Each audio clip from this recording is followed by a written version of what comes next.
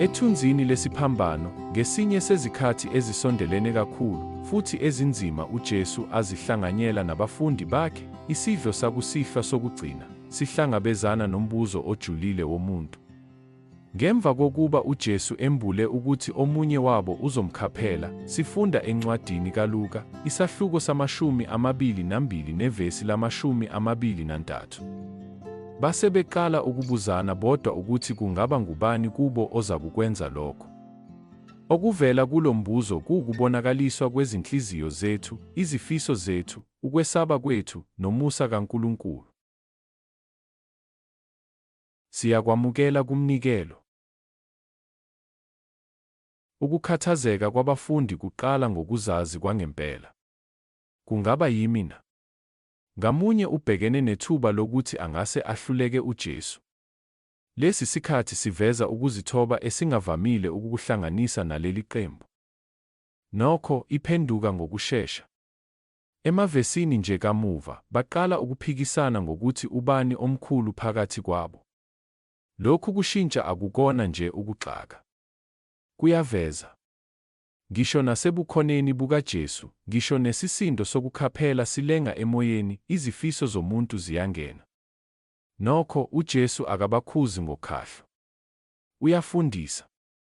Uphenya umbhalo. Omkhulu phakathi kwenu makabe njengomncane kunabo bonke, obusa njengalowo osebenzayo. Ubuholi embusweni wakhe abukho mayelana nokubamba amandla, kodwa ukuwanikela ngothando. Futhi ngesikhathi abafundi sebezohlakazwa, uPetru uzophika, uJuda uzomkhaphela, futhi bonke abanye babaleke. uJesu uyabaqinisekisa ukuthi icebo likaNkulunkulu lisafezeka. USathane angase ahlunge, kodwa uJesu uyancenga. Izinhlelo zingamphikisa, kodwa intando kaNkulunkulu iyonqoba. Ukufa kukaJesu akuyona nje indaba yokwehluleka komuntu. Yindaba yokwethembeka kwaphezulu. Ngobuqili bezombangazwe, ukukhaphela, ngisho nobugwala, injongo kaNkulunkulu yokusindisa iqhubekela phambili. Lokhu kuyasikhumbuza. Insindiso ayishiywa ezandleni zethu ezintekenteke. Ngisho nalapho sehluleka, njengoPetru, uma sibuya, siyabuyiselwa. Bese sibizelwa ukuqinisa abanye. Hayi ngesikhundla, kodwa ngomsebenzi. Bathandekayo, asikhuleke. Nkosi Jesu, siyabonga ngokusibona njengoba sinjalo.